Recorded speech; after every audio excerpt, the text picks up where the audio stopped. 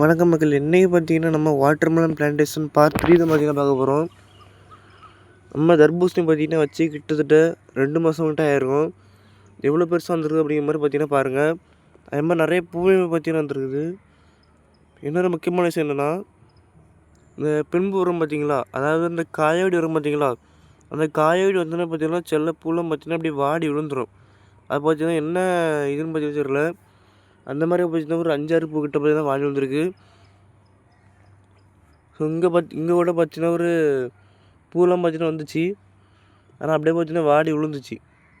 ஏன்னா அந்த பூ பார்த்தீங்கன்னா விரியாமல் அது என்ன பிரச்சனை பார்த்தீங்கன்னா தெரில. ஆனால் அங்கே ஒரு காயை பார்த்தீங்கன்னா விரிது பார்த்தீங்கன்னா தயாராக பார்த்தீங்கன்னா இருக்குது. இதில் இங்கே பார்த்தீங்கன்னா ஒரு காயை பார்த்தீங்கன்னா விரியாமல் பார்த்தீங்கன்னா இருக்குது. இந்த பார்த்தீங்கன்னா இருக்குது பார்த்தீங்களா, காயோடி பார்த்தீங்கன்னா விரிய தயாராக இருக்கான்னு விருந்துட்டேன்னு பார்த்தீங்கன்னா தெரில. ஆனால் விருந்து பிறகு பார்த்தீங்கன்னா ஒன்று பார்த்தீங்கன்னா பண்ணணும். ஆனால் பார்த்தீங்கன்னா அடுத்த பாட்டில் பார்த்தீங்கன்னா பண்ணலாம். ஒன்று இன்னைக்கு சாயங்காலம் பார்த்தீங்கன்னா விரியும், அப்படி இல்லைன்னா நாளைக்கு காலையில் பார்த்தீங்கன்னா விரியும். இது விரியாமல் தான் பார்த்தீங்கன்னா இருக்குது இன்றைக்கி.